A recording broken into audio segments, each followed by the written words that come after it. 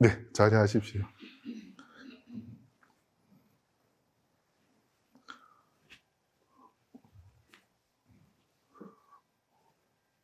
네, 오늘 그 지장제일입니다. 그래서 오전에 그 40맞이 때 지장제일을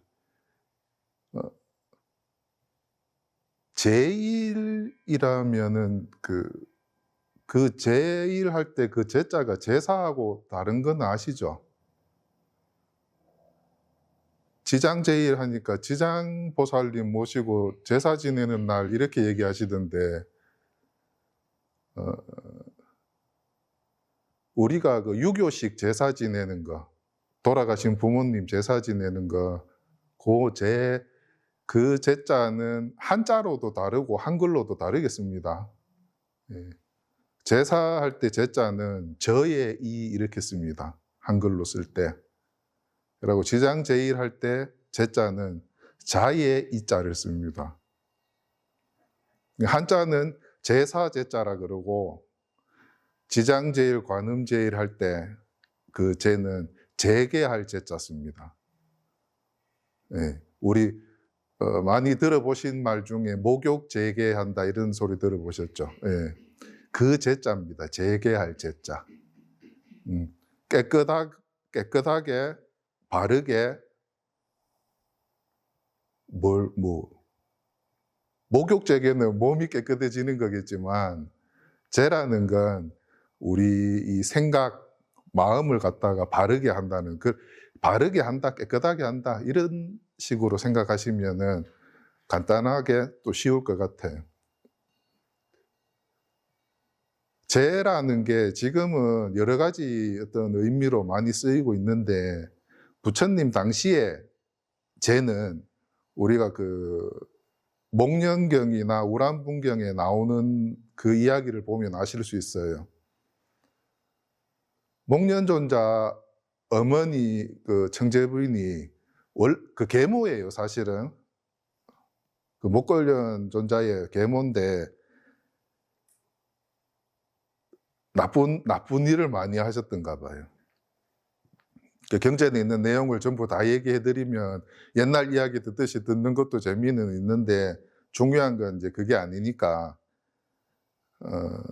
악행을 많이 하셔가지고 지옥에 가셨대요, 돌아가신 다음에. 근데 이 목련존자가 신통제일이죠. 부처님 10대 제자 중에 신통력이 가장 뛰어난 제자가 목련존자였는데, 신통으로 이렇게 보니까 자기 어머님이 지옥에 가서 이제 지옥의 고통을 받고 계시는 거예요. 근데 신통이 아무리 뛰어나도 죄업을 저질러서 지옥에 가신 분을 끄집어낼 수는 없어요. 이거는 부처님 말씀하신 그 경전에 있는 그런 인과 때문에 그렇겠죠. 선업을 지은 분은 선과를 받고 악업을 지은 분은 악과를 받는다는 그런 부처님이 가르침이 있기 때문에, 아무리 신통력이 뛰어나도 어머니가 지옥에서 고통받는 걸 보면서도 스스로는 구제할 수가 없었어요. 그래서 부처님한테 부탁을 드려요. 어떻게 하면 우리 어머님을 구할 수 있냐고. 그때 부처님께서 말씀하신 게, 안거가 끝난 스님들을 모셔놓고 보시를 베풀어서 공양을 올리고 보시를 베풀고, 그렇게 해서 그 스님들의 힘을 빌어가지고 어머님을 제도해라 이렇게 가르쳐 주셨거든요. 그게 아마 제일 첫 번째 어떤 제의식이 아니었을까, 저는 그렇게 생각을 해요. 다른 어떤 경전이나 제가 뭐 모든 경전을 다 봤다고 말씀드릴 수는 없는데, 제가 보고 공부한 범위 안에서는 그보다 먼저 있었던 어떤 그런 제의식 같은 거는 안 보여요, 제가 봤을 때. 그래서 그게 첫 번째 제였던 것 같아요. 그래서 오늘 지장제일에도 여러 신도님들이 오셔서 같이 법회를 보셨던 걸로 알고 있습니다. 지금 이 자리에 있는 저는 선을 얘기하고 선을 공부했고 또 선이라는 것을 통해서 지금 우리 법부님들에게 법을 전해드리고 싶은 사람이거든요. 우리 불교에서 이야기 이제 불법승 이렇게 삼보라고 이야기합니다. 세 가지 가장 소중한 어떤 것, 세 가지 보물. 그래서 삼보라고 이야기하는데 삼보가 불, 법, 승 이렇게 얘기합니다. 불은 우리가 알고 있는 부처님을 얘기하는 거예요. 부처님, 그다음 법은 부처님이 하신 말씀, 그리고 승은 상가라고 하죠. 부처님의 뜻에 따라서 모여서 공부하는 사람들. 지금으로 이야기하면 그냥 스님들을 이야기하는 걸 수도 있어요. 근데 부처님 당시에는 제가 출가를 그렇게 나누지는 않았어요. 머리 깎고 출가하신 분들도 부처님 제자고, 머리를 안 깎고 승복을 안 입더라도 부처님 뜻에 따라서 공부하고 수행하고 하시는 분들은 다 부처님 제자였어요.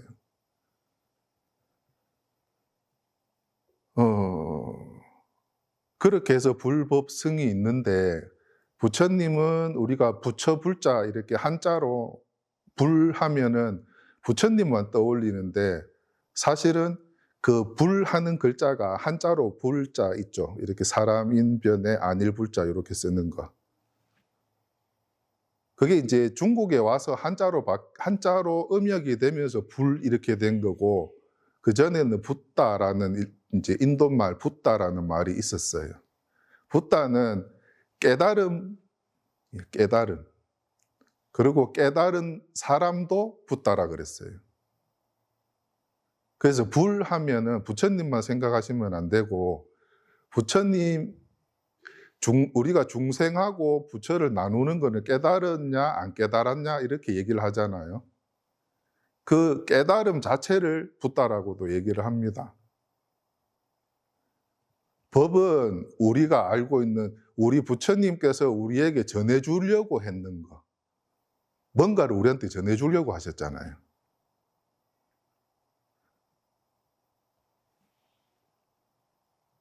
(2600년) 전에도 부처님은 항상 법을 설하셨어요. 그 법을 설하는 이유가 중생들이 고통 속에서 살고 있으니까 그 고통에서 벗어나는 방법을 가르쳐 주려고 하셨던 거거든요. 지금은 신앙으로서의 불교가 좀 많이 이렇게 성했죠. 여지까지 이 신앙의 어떤 대상으로서 부처님이 계셨고, 근데 부처님 당시에는 신앙이라기보다는 우리가 지금 종교라고 이야기하면 기독교, 뭐 이슬람교, 힌두교, 또 불교, 이렇게 많죠. 종교가 여러 가지 종교가 있는데 지금 우리가 이야기하는 모든 종교는 다 신앙입니다. 신앙. 어떤 신앙의 대상이 있고 그 대상에 의지해서 사람이 사람으로서의 어떤 부족한 점, 사람은 절대적이지 않지 않습니까? 그래서 사람이 어떤 절대자를 만들어내고 그 절대자에 의지하면서 살아가는 게 종교라고 저는 그렇게 생각을 하거든요. 신앙으로서 종교라고 생각을 하는데 부처님 당시의 불교는 그런 성격은 많이 없었어요. 유교 잘 아시죠? 유교. 중국에서 들어온 유교. 우리 고려시대 때만 해도 불교가 국교로, 나라의 종교로 엄청나게 그 국가적인 지원도 많이 받고 나라에서도 이 불교를 권장하는 그런 시대가 있었는데 조선시대가 되면서 중국에서 유교가 들어옵니다. 이 유교가 들어오면서 유교도 불교하고 부딪히는 점이 많아요. 유교는 이렇게 편을 잘 가릅니다. 남자, 여자 가르고 어른과 아이를 가르고 또 지배계층과 피지배계층을 나누고 이렇게 하는데 불교는 그렇지가 않았죠. 불교는 모두가 평등하다고 가르치는 종교예요. 그래서 유교가 들어오면서 이게 서로 부딪히고 마찰이 생기니까 불교 자체를 나라에서 아예 불교 자체를 이렇게 못 믿게 했죠. 숭유 억불 정책 뭐 이렇게 얘기를 하는데 이제 그랬었습니다. 그 유교를 이야기하면 사실은 유교도 종교예요. 근데 사람들은 유교를 종교라고 생각 잘 안 하고 유교 이렇게 얘기하면 공자를 떠올리고 어떤 현명했던 어떤 분의 말씀, 어떤 가르침 이렇게 생각을 하거든요. 중국에서는 공자 사당을 지어놓고 어떤 신격화해서 우상까지는 아니더라도 경배의 대상으로 삼습니다. 근데 우리나라는 그렇지는 않죠. 사실은 불교도 이렇습니다. 공자가 있었던 것처럼 중국에 공자가 있었던 것처럼 인도의 서가모니라는 그 분이 실제 사람 몸을 받아서 태어나서 한평생을 법을 설하다가 돌아가신 분이 계셨어요. 그분이 남겨놓으신 말씀들을 제자들이 그걸 다 기억해놨다가 지금은 이제 경전이라는 책으로 전해지지만 그 당시에는 그 개송처럼 말로 계속 외웠죠. 외워가지고 전하고 했었는데 불교는 그런 가르침입니다.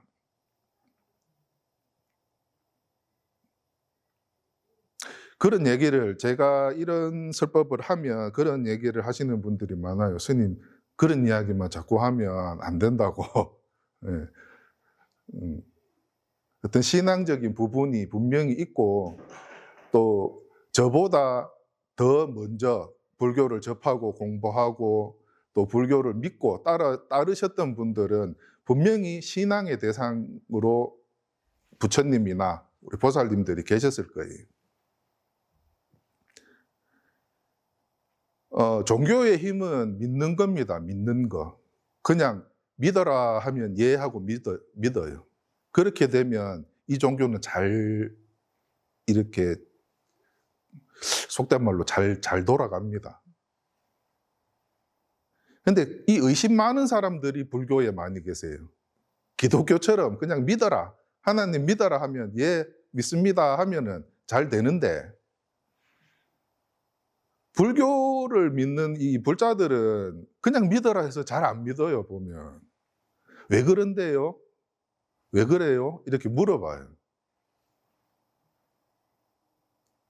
그래서 조금 관심을 가지고 처음에는 신앙의 대상으로 불교를 믿다가 조금씩 이제 본인이 불교에 대해서 공부를 하다 보면 자꾸 의문점이 생깁니다. 지난번 말씀드렸던 것처럼 무아라 그랬는데 진아를 찾아야 된다 그러고 부처님은 완전한 열반에 드신 분이라 했는데 부처님한테 자꾸 소원을 빌어요. 이게 교리적으로 완전 무결하게 탁 어떤 그 교리를 만들어 놓으면은 괜찮은데 교리를 설하는 스님들도 이야기를 하다 보면 누가 자꾸 공부하신 분들이 자꾸 물어보면 중간에 막힐 때가 많아요.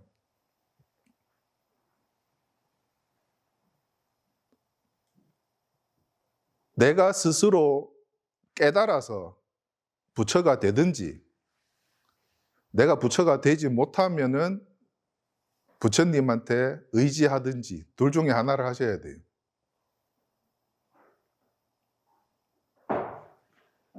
깨달음을 얻는다, 깨달았다, 견성했다 이러면은 생사일대사를 해결했다 이렇게도 표현을 합니다. 나고 죽는 일이 가장 큰 일인데 사람들에게 그 나고 죽는 일이 해결이 돼요. 내가 깨닫고 나면. 왜? 내가 나라고 생각하는 그게 뭔지를 그걸 깨닫는 거거든요. 결론을 먼저 말씀드리면 나라는 게 없어요.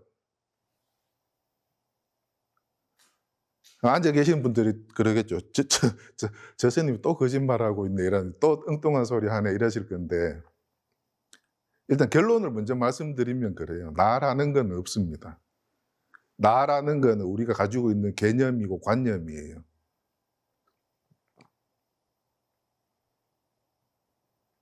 우리는 내가 태어나서 내가 죽는다고 생각을 해요. 근데 사실 몸이 태어나고 몸이 죽는 거는 맞을지도 몰라요. 근데 또 물리학자들한테 물어보면 또 그것도 아니라 그러죠. 네. 어머니 뱃속에, 몸속에 조그맣게 이렇게 생명이 처음 생길 때 그게 나죠. 내가 태어나고 죽는다면은. 그게 우리 몸이에요. 이 육신이 나라고 생각하시는 분들은 그냥 잠깐만 생각해 봐도 알 수 있어요. 그게 진짜 난지, 지금 이렇게 큰 이 덩치를 가지고 있는 이게 진짜 난지.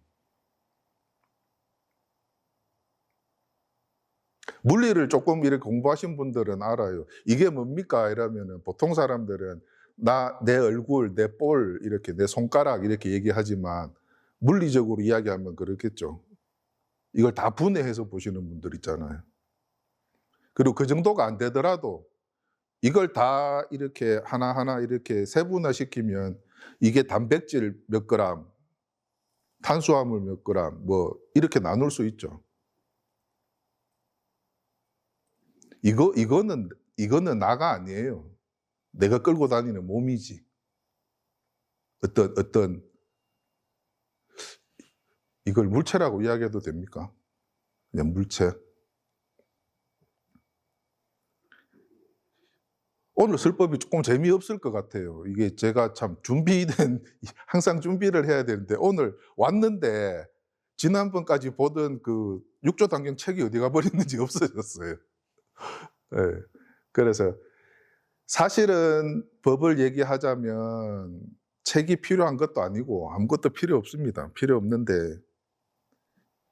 말씀드리지만 항상 이것만 할 수는 없고 항상 이것만 할 수가 없기 때문에 책을 보면서 이 책을 쓴 사람은, 아니면 이 책에 나오는 등장인물들은 이 법을 어떻게 얘기했을까, 그걸 보면서 설법을 했던 건데, 오늘 제가 미리 준비를 못한 건지 항상 여기다 책을 놔두고 다녔는데 오늘 와서 보니까 책이 없어요. 그래서 잠깐 망설였습니다. 아까 공양하실 동안 오늘은 그럼 어떻게 설법을 하지 하다가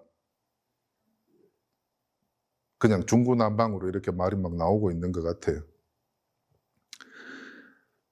여튼 불교에 부처님께서 중생들을 위해서 베풀어 주신 법은, 그 가르침은 고통 속에서 살지 말라는 거예요.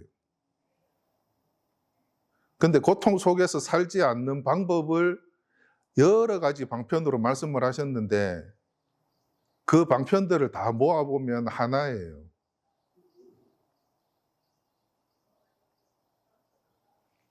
내가 있기 때문에 내가 괴로운 거거든요. 이게 말이 어떻게 들으면 말장난처럼 들리는데 누가 그랬대요. 스님, 사람은 왜 죽습니까? 이렇게 얘기하니까 태어났으니까 죽지, 이러니까 이 양반이 지금 장난치나 이라고 이제 화를 냈었다 그래요. 어떤 이야기에. 그걸 그냥 태어났으니까 죽지, 이렇게 그냥 그렇게 들으면 말장난하는 것 같고 장난치는 것 같고 화가 날 수도 있는데, 그게 무슨 뜻이냐 하면 네가 태어났다고 생각하니까 네가 죽는다는 생각을 하고 그 죽음에 대한 두려움을 갖는 거다, 그런 얘기거든요. 그럼 태어남과 죽음이 있으면 누가 태어나고 누가 죽느냐, 이렇게 물어보면 지금 앉아 계시는 우리 도반님들도 다 그렇게 얘기하실 거예요. 내가 태어나고 내가 죽는다라고. 그래서 내가 뭔데요? 이렇게 하면 말씀을 못 하세요. 분명히 아까 이 몸은 내가 아니라고 이야기했었잖아. 그죠? 그런 이야기 하시잖아. 우리 노보살님들 연세 좀 드시고 가면 내 몸이 내 마음 같지 않다 이렇게 얘기하시잖아요. 막 저렇게 예쁜 막 꽃이 피고 하는 산이 있어서 등산도 가고 싶고 한데 마음은 굴뚝 같은데 무릎도 아프고 허리도 아프고 숨도 차고 그럴 때 하시잖아요. 내 몸이 내 마음 같지 않다고. 내 몸하고 내 마음은 분명히 따로 있죠. 그죠? 그래서 이 몸은 내가 아니에요. 이 몸은 내가 아닙니다. 이 몸이 나라고 생각하기 때문에 태어나고 죽는 게 있는 거예요.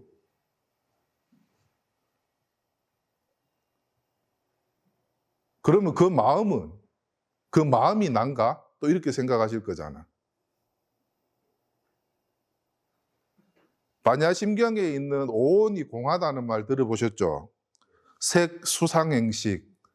이걸 이제 사람에 비유하면 색은 이 몸을 얘기하는 거고 수상행식은 그 느낌, 생각, 의지, 의식 이렇게 표현을 하는데 수상행식 이걸 느낌, 생각, 의지, 의식 이렇게 표현을 해요. 색은 몸이고. 그러면 일단 몸은 내가 아닌 줄 알았어. 확실하게 내가 깨달은 건 아니지만 자꾸 사람들이 그렇게 얘기하고 스님이 그렇게 얘기해. 내가 생각해봐도 이 몸하고 내 의식하고는 따로 있으니까 일단 몸은 아닌 것 같아요. 그러면 수상행식은 내가 괴롭다. 그죠? 나 오늘 기분 좋다. 우리가 받는 느낌. 그 느낌이 오면 우리 여기서 생각을 일으키죠. 만약에 지금 풍경 소리가 들리면 이게 느낌으로 이제 오는 거거든요. 밖에 외부 경계가 나한테 소리가 오든 어떤 눈에 보이는 어떤 눈으로 볼 수 있는 것, 귀로 들을 수 있는 것, 몸으로 이렇게 느낄 수 있는 것. 이런 느낌이 오면 이게 좋다, 안 좋다 이렇게 생각을 일으켜요. 수상행식의 이제 상의 단계겠죠. 그 생각을 하고 나면 이제 의지가 또 생겨요. 내가 듣기 좋으면 야 소리 좋은데 이렇게 귀를 기울이게 되고 내가 싫어하는 소리가 들리면 안 들으려고 귀를 막든지 아니면 밖에 문 열고 야 누구야 그런 소리 내지 마라 하든지 뭐 그렇게 하겠죠. 이런 정신적인 작용들이 계속 일어나다 보면 이게 나한테 쌓여요. 업처럼. 이걸 식이라고 이야기해요. 그러면 수상행식이라는 게 정신적인 어떤 이 현상들이 계속 연속되어서 일어나는 것들이에요. 우린 그걸 나라고 생각하는 경우가 또 있어요. 일단 몸은 아까 뺐고 색, 수상행식에서 색은 빼버렸어요. 색은 내가 아니라고 뺐어요. 그럼 수상행식을 나라고 생각하는 거예요. 근데 수상행식도 나는 아니에요. 오온이 공하다 하는데 이 공을 잘 이해를 하셔야 돼요. 공은 무하고 다른 겁니다. 무는 없는 거고 공은 이제 한자의 뜻을 빌으면 비어 있다는 거예요. 없는 거하고는 다릅니다. 거울의 비유를 많이 하잖아요. 거울이 우리가 이렇게 거울을 만들어서 이렇게 액자처럼 테두리를 해놓으면 사각 거울도 생기고 테두리를 동그랗게 하면 원형 거울도 생기고 그걸 오각형으로 만들면 오각 거울이 되겠죠. 근데 그거 말고 거울이라는 그 성품 자체를 보자 그거 지금 말씀드리는 거예요. 그 형태가 없는 엄청 큰 거. 그러니까 저 끝까지 가야지 이게 무슨 모양인지 아는데 그 끝까지 안 가본 거울.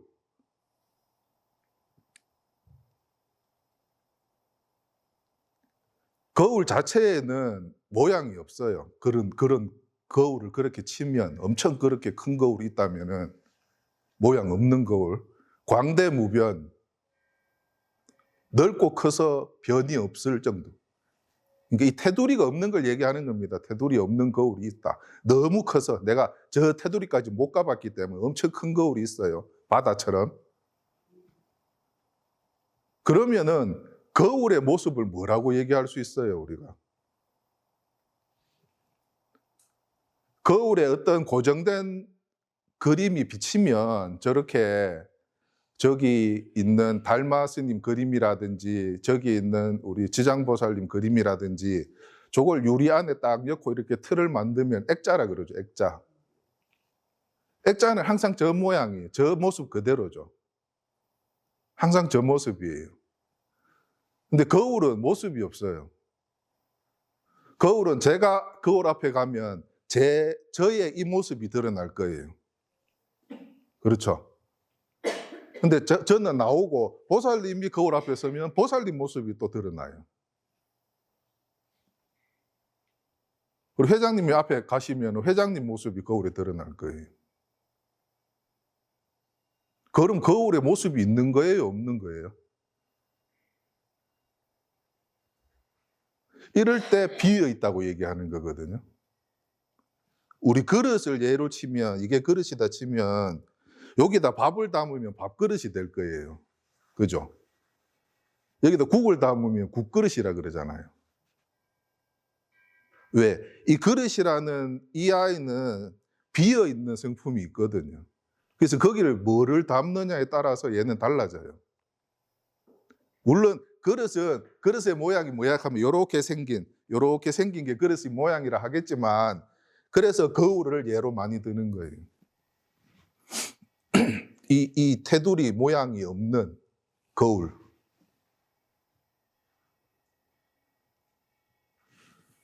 지장보살님 그림처럼 저렇게 딱 정해진 모습이 없어요, 거울은. 근데 어떤 모습이든지 다 나타날 수 있어요.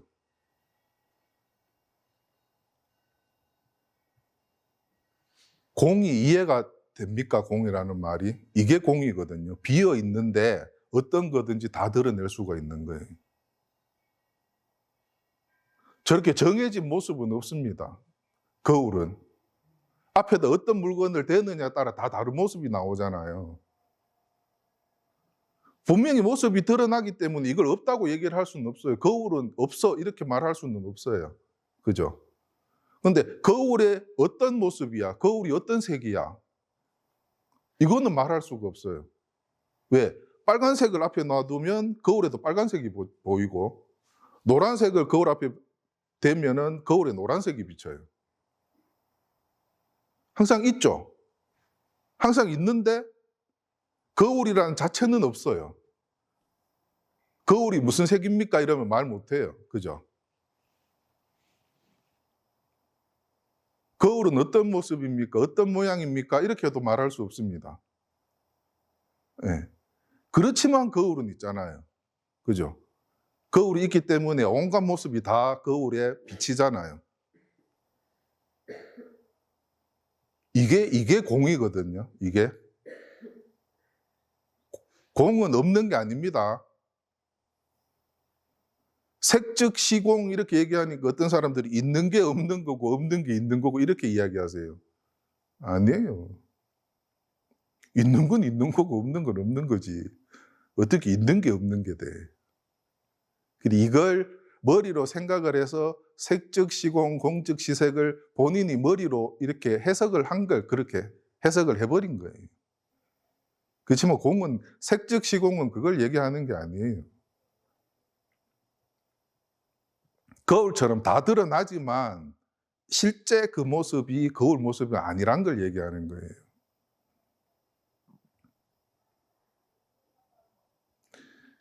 우리 숫자 쓸 때 이렇게 동그라미 있죠. 아라비아 숫자에 동그라미. 아라비아 숫자에 동그라미 있죠. 이걸 읽는 분마다 다르게 읽는 경우가 있어요. 우리 전화번호를 물어보면 우리 휴대전화, 휴대폰 전화번호 물어보면 010 이렇게 얘기하시는 분들 많죠. 그죠? 보통 010 이렇게 얘기하시잖아요. 저는 어릴 때 미국인가요? 영국인가요? 그 첩보 영화, 유명한 첩보 영화 007. 저는 007 그랬거든요. 근데 제 위에 누님이 계시는데 누님이 출가를 머리 깎는 출가 말고 이제 시집을 가셨는데 경상도에서는 자영이라 그럽니다. 서울은 매형이라 하시던데 자영이 그 영화를 이야기하면서 007 이렇게 얘기하는 거예요.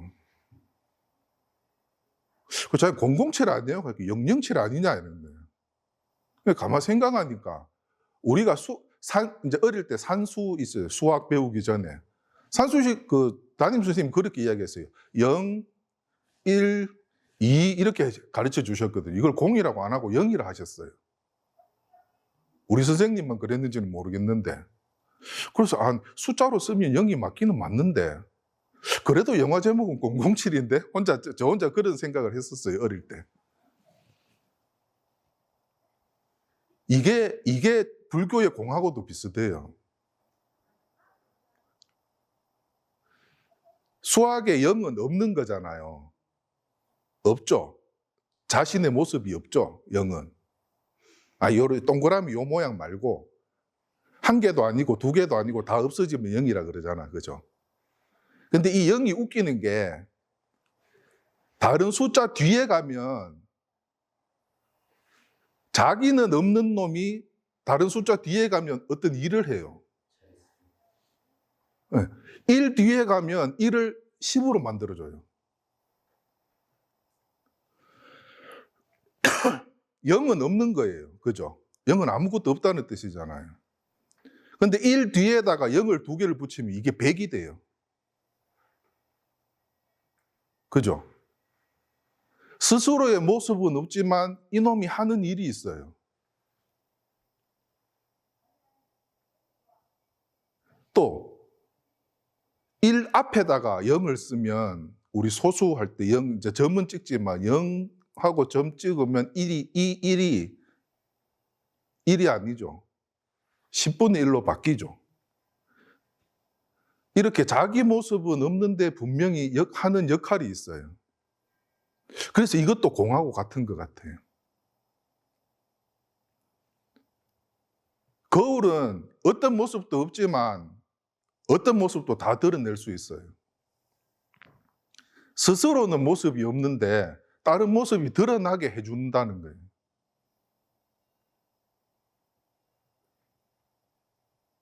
어려워질 수 있는데 공은 이런 거다. 이런 게 공이다. 또 다르게 하면 부처님이 말씀하신 법이 공이에요.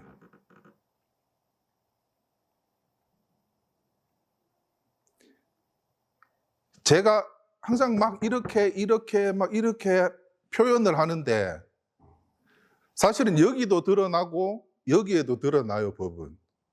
여기에도 법이 드러나는 겁니다.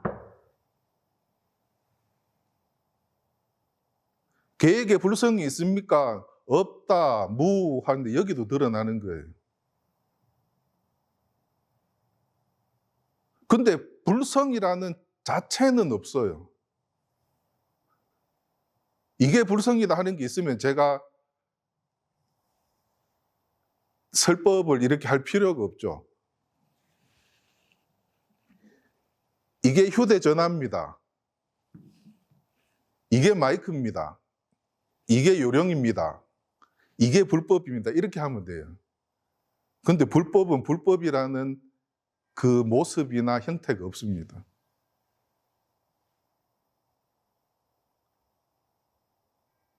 깨달음이라는 형태가 없습니다. 불법이라는, 불성이라는, 자성이라는 그런 형태나 모양이나 색깔이나 냄새, 아무것도 없습니다.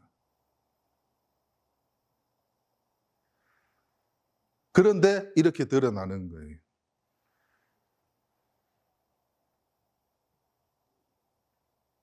근데 그게 뭐냐고 궁금하시죠? 그거 알고 싶은데 자꾸 안 알려주고 이겁니다, 이겁니다 하니까 화도 좀 나지만 궁금하잖아요, 지금. 그죠?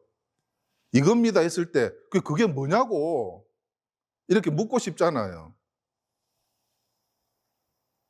그 궁금한 거는 내 생각이에요. 나 저거 모르는데 저게 뭘 말하는 거지? 저거 좀 가르쳐 주지. 이렇게 내 생각이 올라오는 거잖아요. 근데 그냥 이렇게 했을 때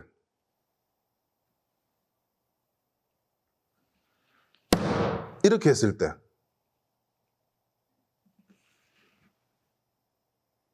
지난번에 제가 찰나라는 말에 대한 그걸 언급했던 것 같은데 찰나는 아주 짧은 시간을 얘기하는 게 아닙니다.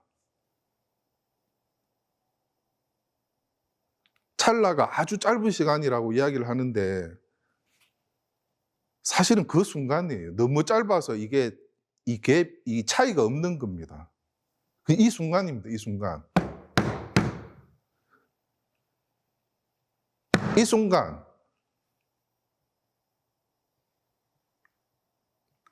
그래서 그게 뭔데요? 하는 생각하기 전에 이 소리를 듣고 그래서 그게 뭔데요? 라는 생각을 하시잖아. 그죠?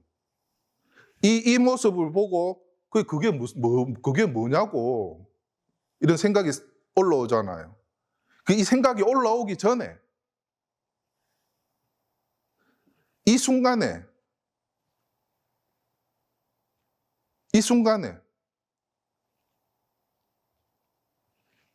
이 소리가 귀에 들어오고 내가 이 소리를 듣고 법을 이야기해 준다는 왜 탁자를 두드리지? 이 생각하기 전에 이 순간에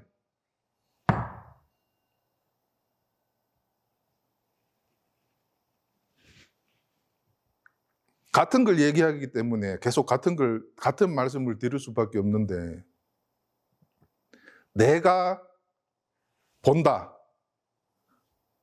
내가 스님 흔드는 손을 본다. 맞죠? 지금 이 상황을 말로 표현하면 그렇게 할 수 있죠. 말로 표현하기 전에 일단 생각을 떠올렸죠.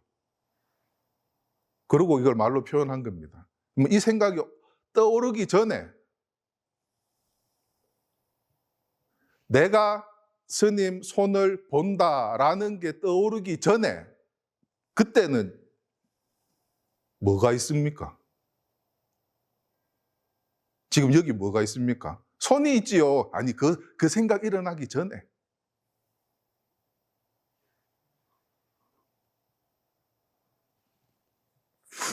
손 흔들기 전에 뭐 법당이 있고 뭐 그냥 이렇게 있었죠. 그러다가 갑자기 손 흔들었잖아요.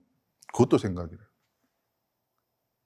그래서 한순간도 빠지지 않고 이건 계속 일어나고 있습니다, 사실은. 지금은 이게 일어났지만 이거 일어나기 전에는 요게 있었죠. 이 소리가 나기 전에 밖에서 들리는 새소리라든지 뭔가 있었죠. 이건 한순간도 끊어지질 않아요. 그 거울하고 똑같습니다. 거울은 한순간도 아무 모습도 보이지 않고 항상 이 사물을 비추지만 한순간도 사물이 비치지 않은 적이 없어요. 그죠?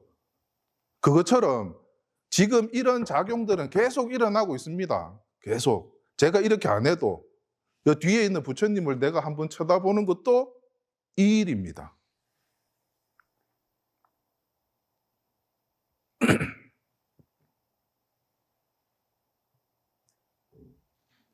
제 모습이 보기 싫어서 저 선생님 얼굴 진짜 보기 싫어. 그래서 다른 데를 보시더라도 이 일이 일어나고 있는 겁니다. 그러니까 한순간도 빠지지 않고 이 일은 계속 일어납니다. 근데 이 일이 일어났을 때 여기 뭐가 있습니까? 하면 탁자 두드리는 소리가 있습니다 라고 얘기를 하는 거예요. 여기는 뭐가 있습니까? 하면 손 흔드는 걸 보고 있는데 누가? 내가 손 흔드는 걸 보고 있잖아. 그죠?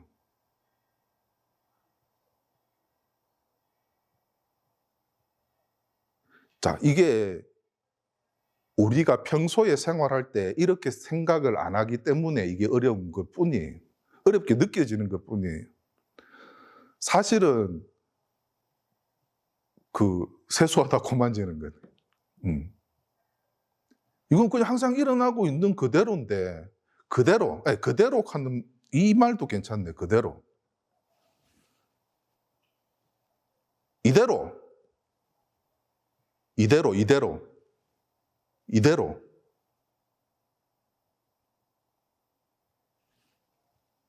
자, 자, 이렇게 이게 생각으로 하면 안 되지만 생각을 한번 해보세요. 여기 뭐가 있는지. 이 순간입니다. 이 순간. 계속 이렇게 하면 안 되는데, 탁탁. 향음스님처럼 기와장을 탁 던졌는데 대나무에 탁 부딪히는 소리, 딱 하는 그 소리 듣고 깨친다 그러죠. 석가모니 부처님은 이렇게 새벽에 이렇게 선정에 들어 계시다가 새벽에 별 반짝하는 걸 이렇게 보셨대요. 반짝하는 그 순간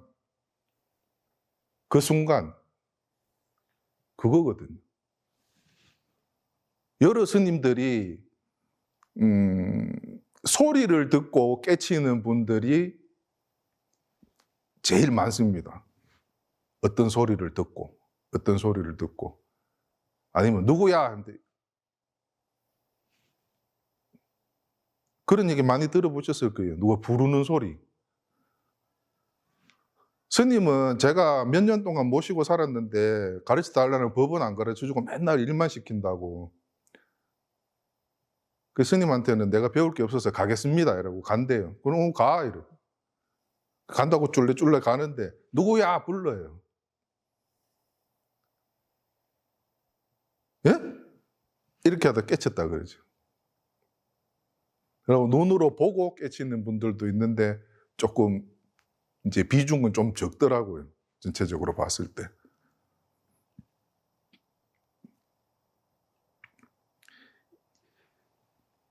찰나는 지난번에도 말씀드린 것처럼 0.002초인가 이렇게 그게 아니고 그냥 이 순간입니다. 이 순간. 아주 짧은 시간. 너무너무 짧아서 이 차이가 없는 거예요. 제가 여기에 뭐가 있습니까? 할 때는 저기에 뭐가 있지? 이렇게 생각을 하면 벌써 늦은 거예요. 제가 소리를 딱 이렇게 들려드릴 때 요 순간을 보셔야 돼요. 이 소리 듣고 난 다음에 저기 뭐가 있지? 이렇게 생각하시면 안 돼요. 그러면 스님 믿고 탁자를 두드리는 소리가 있는 거예요.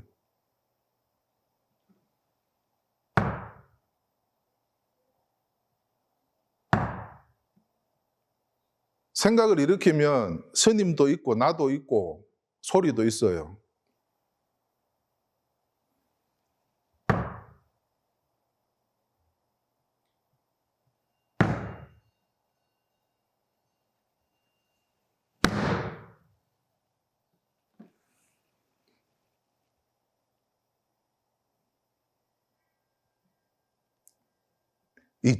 저처럼 머리가 좀 둔한 사람들이 빠른데 이게 머리가 너무 잘 돌아가시는 분들은 안 돼요. 자꾸 생각을 하거든.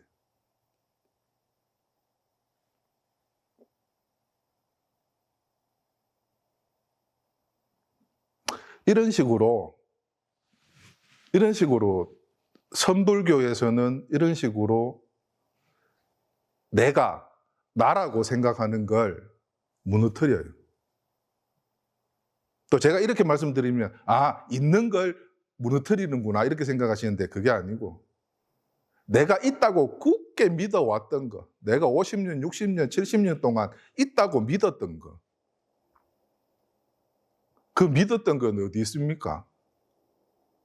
그 믿음은 여기 있잖아, 여기.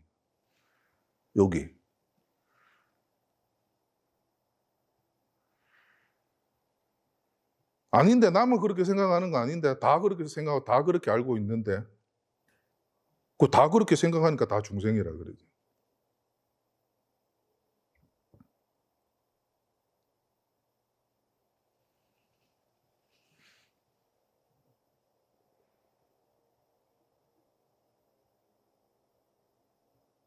이런 이야기를 들으면 바로바로 이렇게 소화가 안 되시잖아, 그죠?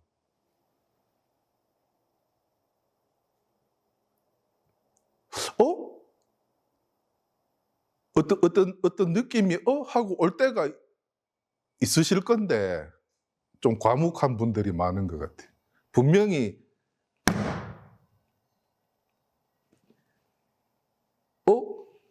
이렇게 하시는 분이 있어요, 지금.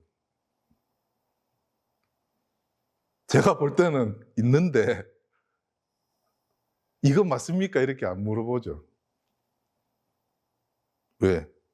그렇게 돼버리면 또 만들어가는 거예요. 우리가 생각으로 만드는 건 진리가 아니에요. 진실한 이치가 아니에요. 우리는 전부 배운 걸 지금 다 머릿속에 넣어놓고 있거든요. 머릿속에 배운 게 들어가 있어요.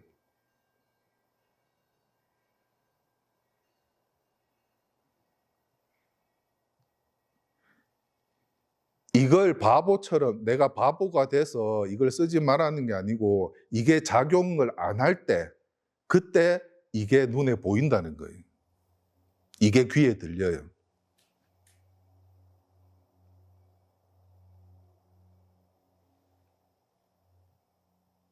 사실은 이 공부는 스님들이 머리 깎고 절에 들어가서 하는 게 이 공부인데 다른 공부하시는 분들도 많지만은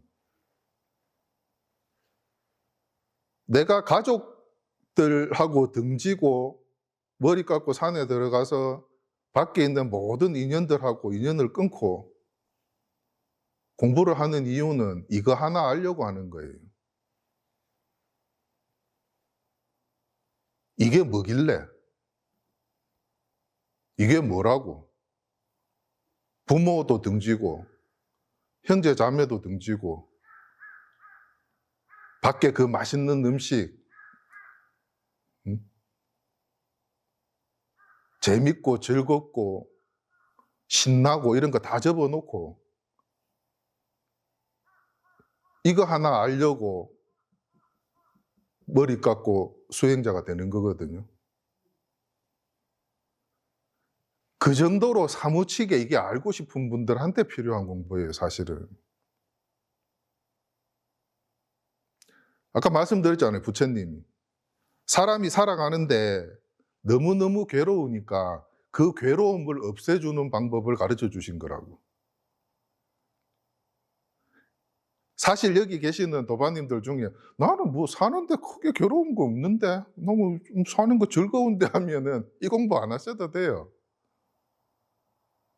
사성제라고 들어보셨습니까? 사성제. 고집멸도, 고성제, 집성제, 멸성제, 도성제 이렇게 네 가지 성스러운 길이라고 이야기하는데 이거예요. 고집멸도. 고는 고통을 이야기하는 거고 집은 고통의 원인을 얘기하는 거예요. 네, 집착. 집착이 있어서 괴로움이 생겨요. 괴로움과 괴로움의 원인. 그다음 멸도는 괴로움을 없애면 되는데 도는 이 없애는 방법, 없애는 길. 그래서 고집멸도. 어떻게 보면 이게 부처님의 가르침이 전부예요. 고통과 고통의 원인, 고통의 사라짐과 고통이 사라지는 방법. 이게 불교예요. 그래서 저는 삶에 고통이 없어요 하시는 분들은 이 공부를 할 필요가 없어요. 지금 밖에 나가가지고 벚꽃 꽃놀이 가시면 돼요. 일요일날. 근데 지금 이 자리에서 말 못하지만 또 부부 간에도 이러면 부부싸움 시킬 수도 있는데 부부 간에도 말 못하는, 그러니까 뭔가 거짓말로 숨기고 하는 게 아니고 내가 지금 힘들지만 내 아내가 또는 내 남편이 같이 신경 쓸까 봐, 같이 걱정할까 봐 말 안 하고 혼자 끙끙 앓을 때도 있을 거예요.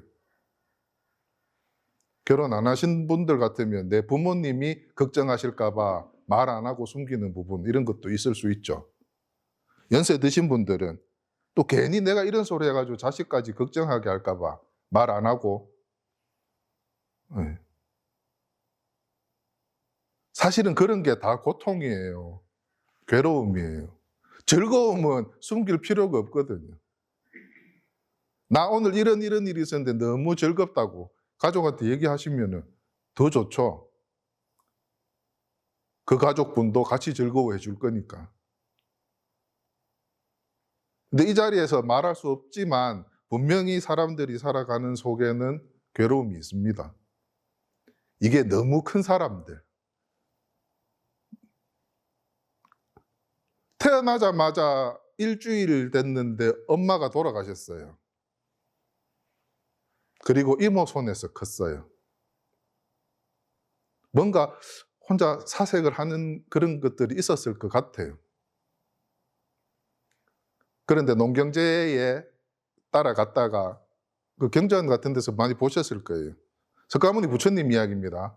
석가모니 부처님 태어나시고 일주일 만에 어머님이 돌아가셨잖아요.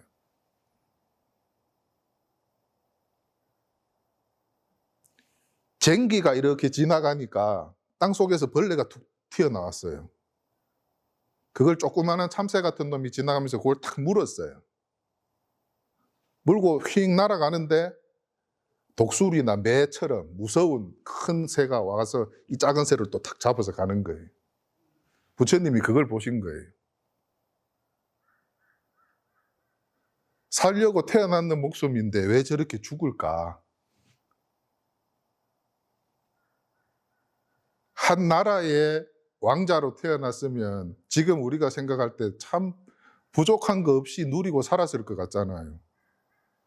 그런데 그분은 그런 고통이 있으셨던 거예요. 그런 괴로움이. 그리고 사문유관상이라 그래가지고 아시는 분들은 아실 건데 동쪽, 남쪽, 서쪽, 북쪽 성에서 살면서 그 문으로 나갔다가 본다 그러죠. 나이든 노인을 보고, 근데 병든 사람을 보고, 서쪽 문으로 나갔을 때는 사람이 죽어서 죽음을 들고 장사 지내러 가는 모습을 보고, 그래서 이 인생이 더덥고 허무하다는 생각을 계속 하게 돼요. 그 마지막에 북쪽 문으로 딱 나가니까 아주 고요해 보이는, 어떤 걱정이나 뭐 근심도 없어 보이는 수행자의 모습을 보신 거예요. 그래서 나도 이거 왕자 이거 노릇 접고 나가서 수행자가 돼야 되겠다 하고 궁에서 나오셔서 수행자가 되셨던 거거든요. 이렇듯 크게 작게 누구나 다 어떤 괴로움이 있으실 거예요. 자본주의를 살아가는 분들에게 제일 괴로운 게 저는 이 경제력이라고 생각하거든요. 자본주의는 돈으로 돌아가는 세상이잖아요. 그래서 돈 있는 사람보다 없는 사람들이 괴로움이 더 많을 거예요. 어떻든 그게 경제적인 거든 뭐든 내가 바라는데 이루어지지 않을 때 고통스러워요. 내가 바라는 대로 이루어지지 않을 때, 그게 고집할 때 집이죠. 집착.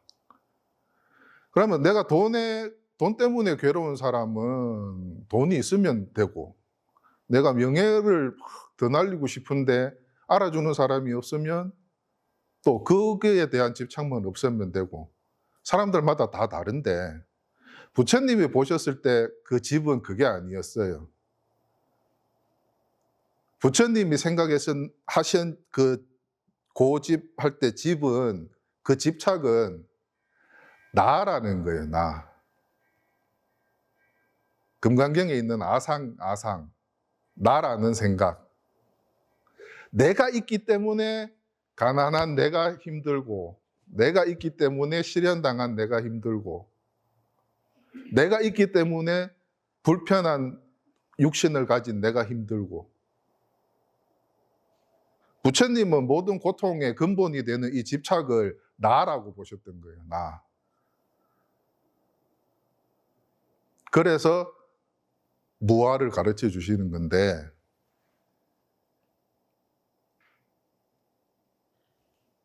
참 어떤 이 준비된 서적이 있고 그 책에 있는 내용을 설명드리는 것 같으면 참 저도 편할 것 같아요. 근데 이건 아까 말씀드린 것처럼 거울이 어떤 모습인지, 거울이 뭔지를 설명을 하려고 하니까 이게 이렇게 힘들어요. 거울을 뭐라고 설명할 수 있습니까? 동그랗다고도 못하고, 네모났다고도 못하고, 흰색이라고도 못하고, 까만색이라고도 못하고.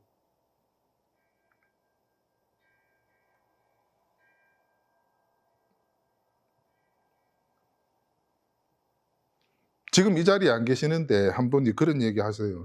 스님, 그 육조단경 끝나면 금강경 공부합시다. 금강경도 좋다고. 그러면 그분이 말씀하신 건 금강경 책을 다 가지고 와서 우리 같이 독송하는 거, 이제 금강경 기도를 금강경 공부로 이렇게 생각하시는 것 같더라고요. 지난번에 그 경허 스님 이야기를 잠깐 해드렸었는데, 경허 스님 전에 중국의 덕산 스님이라고 엄청 유명한 스님이 계셨어요. 금강경을 뭐 앞으로 읽고 뒤로 읽고 뭐 완전 뭐 자다가 찔러도 입에서 줄줄 나올 만큼 금강경에 아주 통달하신 분이에요. 이 속가에 이제 성씨가 주시라서 주금강 이런 별명이 붙을 정도였어요. 금강경에 너무 해박하신 분이라서. 중국 북쪽에 계셨는데 중국 남쪽에 선불교라는 게 요즘 유행을 하는데, 그 선하는 사람들은 경전도 필요 없고 아무것도 다 필요 없다 하더라. 그 소리를 들은 거예요. 그래서 이런 무지몽매한 것들 내가 가서 금강경을 가지고 가서 한 수 가르쳐 줘야 되겠다 이러고 이제 남쪽으로 오시는데, 이 이야기 들어보신 분도 있을 거예요. 오다가 배가 고파가지고 이렇게 막 먼 길을 걸어서 오니까 오다가 힘도 들고 딱 지치고 막 배가 고픈데 어느 할머니가 앉아서 떡을 팔고 있었던 거예요. 그래서 할머니, 나 배가 고프니까 떡 좀 주시오 이러니까 이 할머니가 하시는 말씀이, 이제 그 전에 이야기 있어요. 그 스님 뭘 그래 들고 다니냐고 하니까 이제 바랑이겠죠. 우리 지금 스님들이 지고 다니는 바랑에 금강경을 들고 다닌다. 내가 금강경의 박사다. 뭐 모르는 것을 물어봐라. 막 이제 이런 식으로 된 거예요. 그러니까 이 노파가 금강경에 보면 과거심도 얻을 수 없고 현재심도 얻을 수 없고 미래심도 얻을 수 없다 라고 돼 있는데, 스님은 무슨 마음으로 지금 점심을 달라고 하느냐, 어느 마음에 점을 찍으려고 하느냐 이렇게 물어봤어요. 금강경은 내 이상이 없다. 나는 금강경 말만 꺼내봐라. 완전 나는 그냥 금강경으로 뭐 모든 사람을 다 제압한다 이렇게 하셨던 분인데,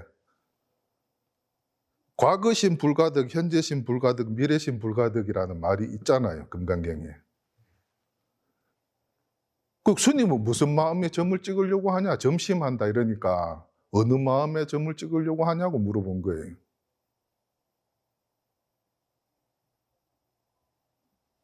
아무리 생각해도 답을 못 하겠는 거예요. 내가 분명히 배고파서 이 떡을 달라고 말을 했는데 이 마음이 어디서 나온 건지,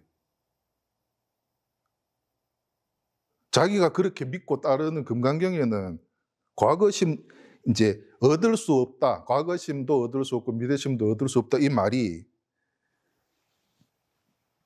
머물 수 없다는 거죠. 잡을 수도 없고, 과거의 마음, 현재의 마음, 미래의 마음 어느 것도 잡을 수가 없다는 얘기예요. 근데 당신은 무슨 마음 가지고 지금 나한테 떡 달라 하냐고 물어본 거예요.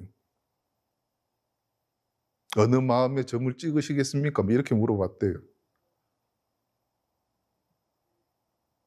과거, 현재, 미래 모든 마음이 이렇게 살아있고 이게 아닌데 다 얻을 수 없다는 말이 내가 쥘 수 없다는 말인데, 나는 내가 무슨 마음에서 떡 달라고 했는지를 모르겠는 거예요, 이 사람이.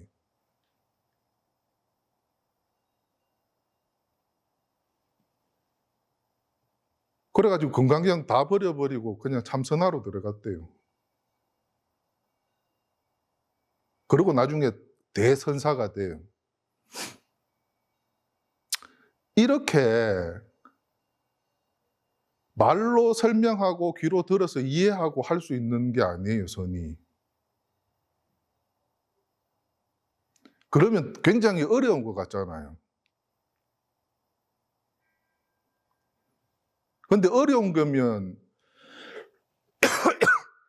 제가 도반님들 앞에서 이렇게 못하죠.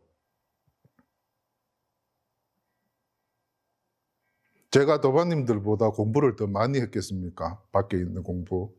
안 그래요? 여기 그 대학교에 그 강의하시는 분도 있는 걸로 아는데 저는 그렇게 공부 많이 못했습니다. 그러면 무슨 아인슈타인처럼 머리가 막 뛰어날까요? 아니에요.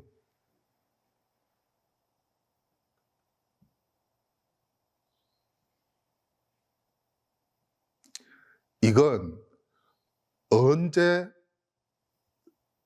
올지 모르는 그냥 경험이에요. 열심히 앉아서 닦는다고 얻을 수 있는 게 아니에요.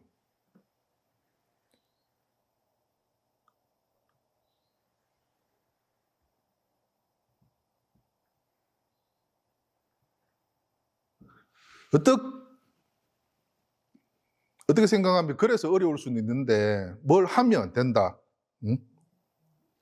하루에 절을 100번씩, 1000번씩, 100일 동안 절하면 된다. 그럼 열심히 하시겠죠. 힘들어도. 왜? 저게 뭔지 난 궁금하니까, 내가 한번 알아보고 싶으니까 하시겠죠. 금강경을 책 안 보고 달달 외울 수 있을 정도로 읽어서 외우면 깨달음을 얻을 수 있다 라고 이야기하면 금강경을 계속 외우시겠죠. 근데 이건 그렇게 해서 되는 게 아니에요.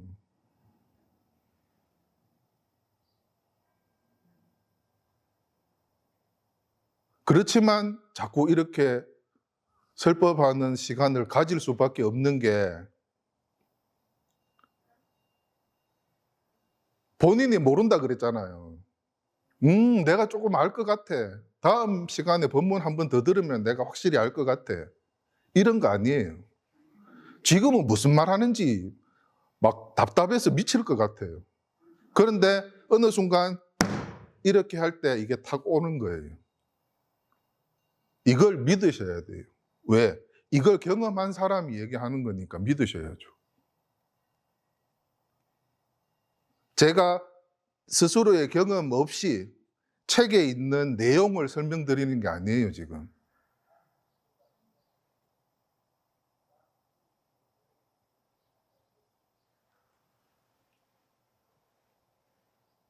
경험 없이 얘기하는 건 거짓말이에요. 그리고 어떻게 보면 앉아 계시는 도반님들을 희롱하는 거예요.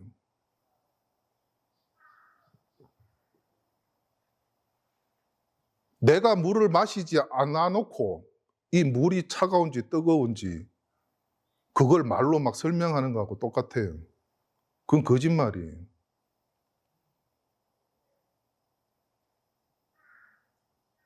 근데 아까 뒤에 거사님하고도 말씀을 잠깐 나눴었는데 앉아 계시는 분도 답답할 수 있어요. 그러면 지금 올라가서 이야기하고 있는 스님은 깨달았어요. 그럼 제가 뭐라고 이야기할까요?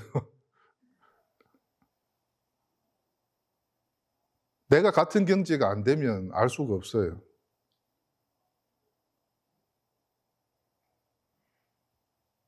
미국 가보신 분 계세요? 미국 가보신 분 없으세요? 그러면 제가 지금 막 미국 이야기를 해요. 인천에서 비행기를 타고 미국에 갔는데 이야기를 막 해요. 그럼 어떤 분은 그런가 보다, 미국이 그런가 보다, 비행기 타고 미국 가면 그런가 보다 이렇게 하고 들으실 거고, 어떤 분은 내가 안 가보면 아나? 제가 미국 이야기를 막 하면 본인이 미국을 안 갔다 왔기 때문에 저 사람이 하는 말이 진짜인지 거짓말인지 알 수가 없어요. 그죠? 그래서 제일 참 대답하기 힘들고 웃기는 질문이 그거예요. 그럼 스님은 깨달았어요, 이거예요.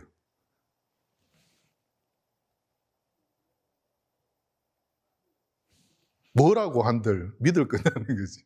그죠?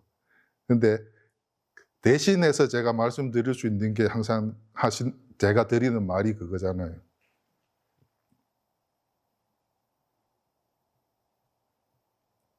제 은사 스님이 계시는데 제가 법상에 올라올 수 있는 이유,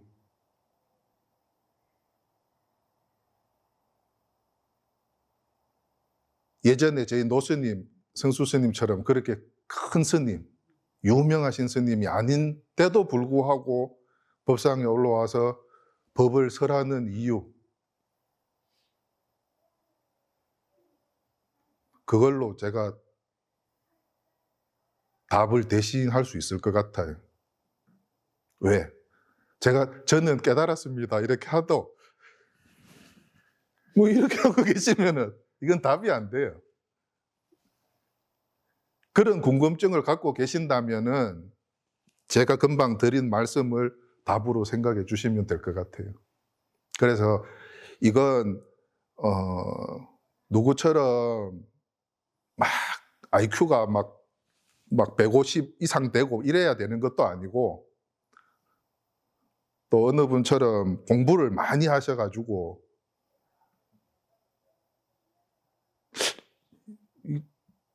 조금 먹이는 말 아니죠? 이렇게 되면 그런 어떤 능력을 요하지도 않아요. 제가 이 직지선회를 처음 시작할 때 말씀드렸던 것 같은데 딱 두 가지가 필요해요. 이 깨달음을 이루려고 하면은.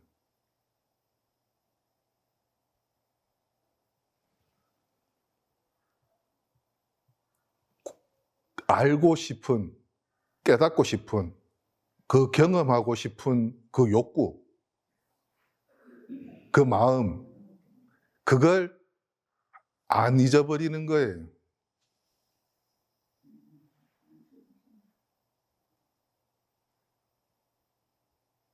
그냥 법문 들으러 안 와도, 나 언젠가는 저거 한번 알고 싶다.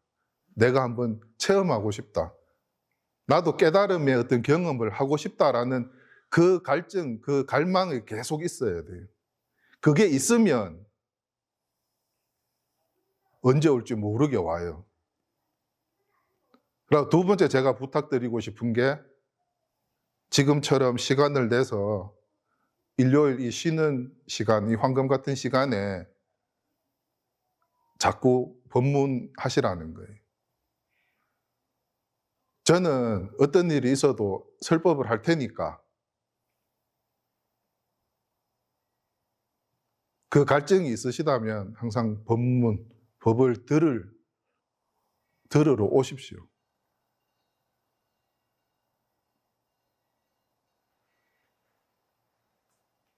그거 두 가지만 있으면 되는 것 같아요. 저도 처음에는 간화선을 했었어요. 화두 잡고 이렇게 있는 간화선. 제 화두는 그거였어요. 남전 참묘. 남전 스님이 절에 있는 대중들이 고양이를 놓고 싸웠어요. 우리 고양이다, 우리 고양이다 이렇게 동당서당 나눠져 있는데 그렇게 싸웠어요. 그러니까 남전 스님이 고양이를 딱 쥐고 법에 맞는 거 한마디 일러라. 법에 맞는 말 한마디 해라. 못하면은 고양이를 잘라버리겠다, 칼로. 근데 아무도 말을 못했어요. 법에 맞는 말을. 그러니까 우리 법거량 하는 거, 선문답 하는 거, 그거 생각하시면 돼요. 그 대답을 아무도 못했어요. 스님이 진짜 고양이를 반 잘라버렸어요, 칼로.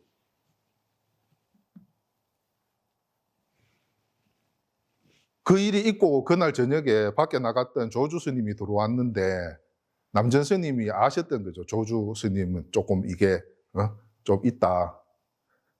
그 불러놓고 오늘 낮에 이런 일이 있었는데 네가 만약에 여기 있었더라면 너는 뭐라고 얘기했을 거냐? 그러니까 조주 스님이 신발을 벗어갖고 머리에 딱 올리더만 그냥 나가버렸어요. 남전 스님 하는 말이 낮에 조주가 있었으면 고양이는 살렸을 건데.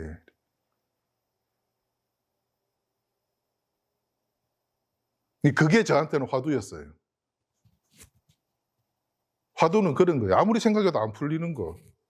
그게 화두였어요.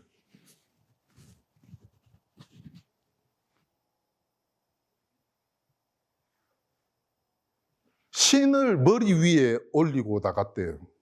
한마디 일러라 하니까. 후대 사람들이 그런 얘기를 많이 해요. 신발은 발에 신는 건데 머리 위에 올린 건 잘못된 거다. 그래서 조주 스님이 고양이를 죽인 남전 스님이 네가 잘못했어. 이걸 표현한 거다. 이렇게 얘기를 하시는데 그게 아니고 조주 스님은 남전 스님의 행동을 평가했는 게 아니고 실제로 그 날 낮에 고양이 들고 있을 때 그때 네가 뭐라고 했을 거냐 했는 거예요. 법에 맞는 하나 일러라. 말을 하든 행동을 하든 뭘 하든 법에 맞게 여법하게 한마디 해라. 그 순간에 넌 어떻게 했겠냐 하니까 조주 스님이 머리 위에다 신발을 얹고 나가신 거예요. 그게 시간이 지나고 난 다음에 남전 스님 얘기를 하는 게 아니에요. 그 순간에 법에 맞는 걸 하나 하신 거예요. 근데 저는 그게 이해가 안 됐어요. 무슨 말인지. 신발을 머리에 올리고 가는 것도 뭐 왜 그랬는지도 모르겠고, 그걸 보고 남전 스님은 조주가 있었더라면 고양이를 살릴 수 있었을 건데, 그 무슨 말이에요? 법에 맞는 걸 뭔가를 보여줬다는 거잖아요. 그죠? 근데 발에 신는 신발을 머리에 이고 갔는데 그게 법에 맞는 모습이었대요. 그게 저는 이해가 안 되는 거예요. 불법이 뭡니까 하는데 호떡이라 하는 거하고 똑같잖아요. 이해가 안 되잖아요. 왜 저런 말을 하는지, 왜 그런 행동을 했는지, 왜 그 행동을 남전 스님은 옳다고 했는지.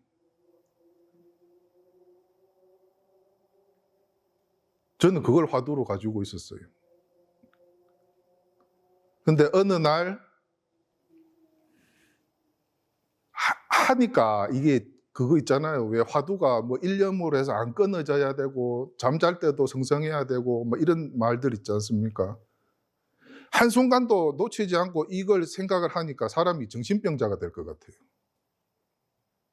해보신 분들은 알 거예요. 화두라는 거.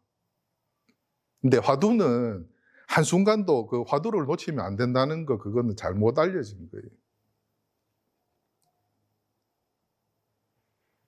한순간도 변하지 않는 게 뭐냐 그러면, 지금 시간이 꽤 됐는데 혹시 괜찮으세요? 이야기 한 가지만 제가 더 해드리고 싶은데, 불편하신 분은 먼저 일어나셔도 됩니다.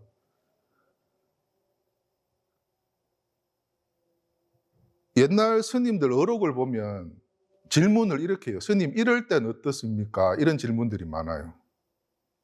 이럴 땐 어떠합니까? 이런 질문. 마조 스님이 연세가 들어가지고 돌아가실 때쯤인데 항상 물으면 여여하다, 이렇다, 막 이렇게 얘기를 하세요. 불법을 깨친 분들은 다르게 표현할 게 없어. 그냥 이렇다, 이와 같다, 항상 그렇게 얘기를 하시거든요. 돌아가실 때가 다 돼서 그냥 앓으셨는가 봐요. 아프다고, 뭐 몸이 어디 아프셨는지, 아이고 엄마 뭐 이렇게 하니까 그 절에 원주가 물었대요. 스님, 이럴 때는 어떻습니까? 이렇게 물어본 거예요. 그 일면불, 월면불 이렇게 얘기했어요. 그 어떤 분들은 이 화두 중에서 이게 최고의 화두다 이라고 또 뭐 이렇게 얘기하시는 분들이 있는데, 화두는 최고의 화두, 뭐 최하의 화두가 없습니다. 화두는 다 똑같은 겁니다. 이럴 땐 어떻습니까? 행주자와 어묵 동정 간에 화두가 성성해야 되는 게 아니고, 내가 한 소식 했다 그러면 그 한 소식이 이럴 때도 있는지 저럴 때도 있는지 이걸 물었던 거예요. 내가 가거나 멈추거나 앉거나 눕거나 말을 하거나 말을 안 하거나 오매이려도 같은 말입니다. 이게 한 소식이 딱 오고 나면 이건 잘 때도 이렇고 깨어 있을 때도 이래요. 지난번에 말씀드렸었잖아요. 왜 대해 그 종고 스님이 저는 깨어 있을 때는 항상 성성하다, 항상 이와 같다. 근데 잠이 들면 그게 안 됩니다 하면서 자기 스승한테 그렇게 물어봤다 그랬잖아요.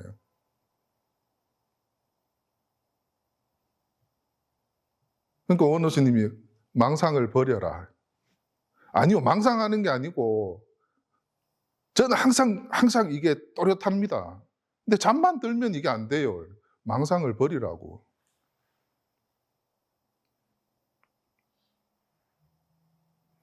이렇게 항상 이게 진짜 이게 내가 한 소식 하면 이거는 걸어갈 때나 서 있을 때나 앉아 있을 때나 누워 있을 때나 말할 때나 말하지 않을 때나 이게 항상 이런 거예요. 이렇다 하는 게 항상 이래야 되는 거예요. 그게 오매이려가 돼야 되는 거지. 화두가 이 먹고 이게 오매이려가 되면 정신병 걸려요. 저는 해보고 제가 정신병원 가야 될 것 같아서 그만했었어요. 근데 그만하면서도 뭐가 있었냐 그러면 이걸 포기는 안 했었어요. 그러니까 어느 날 옆에 있는 정각에서 정근할 때 치는 목탁, 그 목탁 소리가 탁 들린 거예요, 저한테는. 저는 그 목탁 소리가 저를 깨워준 거였어요. 근데 그 순간에는 화두가 없었어요. 그냥 항상 깨닫고 싶다라는 그것만 있었지. 파자소함이라는 화두가 또 하나 있는데, 어느 할머니가 젊은 스님을 모셔다가 이 스님을 내가 도인으로 한번 만들어야 되겠다 해서 계속 이렇게 보필을 한 거예요. 암자를 하나 지어놓고 여기서 공부하라. 네가 공부하는 거에 필요한 걸 내가 다 보시하겠다. 공양 올리겠다 해서 한 거예요. 근데 정확하게 시간이 얼마나 지났는지는 모르겠는데 할머니가 항상 공양을 올리다가 젊은 딸한테 시킨 거예요. 오늘은 네가 이 공양을 들고 가서 스님한테 드리고 스님 무릎에 딱 앉아가지고 스님 이럴 때는 어떻습니까? 이렇게 물어보라 그랬어요.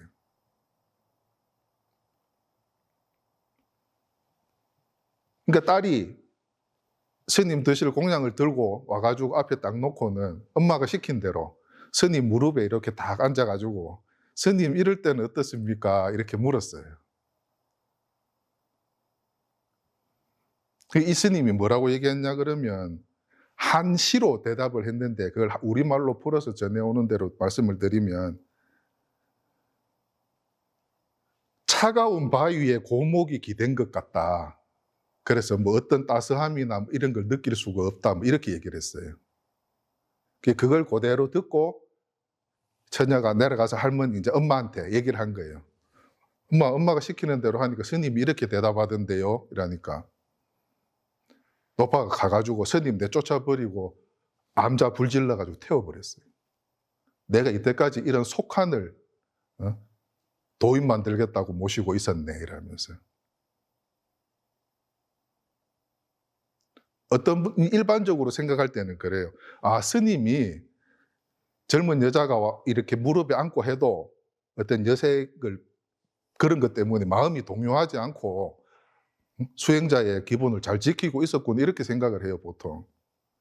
근데 이 할머니는 쫓아버리고 암자를 불질러 버렸어요. 네, 내가 저런 걸 내가 공양하고 있었네, 이러면서요.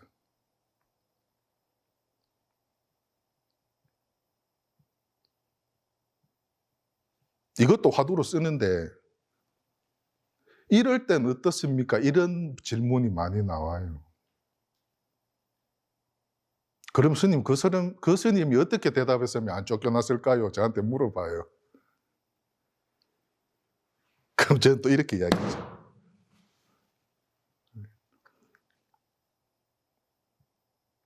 이 스님이 진짜 공부가 됐으면 그 순간에 아, 내가 여색을 멀리하고 있습니다라는 대답을 안 했을 거예요. 그건 잘못된 대답이지. 스님 이럴 땐 어떻습니까? 했을 때 이 스님은 그걸 떠올린 거예요. 내가 아가씨의 유혹에 넘어가나 안 넘어가나, 나는 그런 거 넘어가는 사람 아니야, 이런 생각을 하고 그 말을 했던 거예요.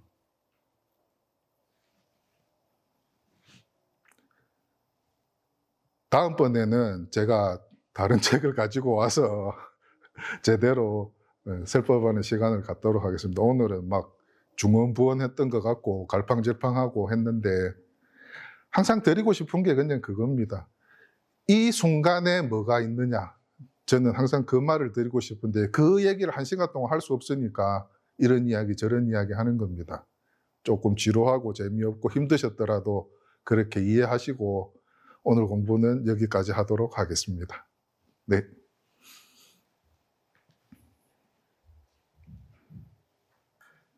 불편하시면 앉으신 대로 그대로 계십시오. 네. 네, 고생하셨습니다. 네.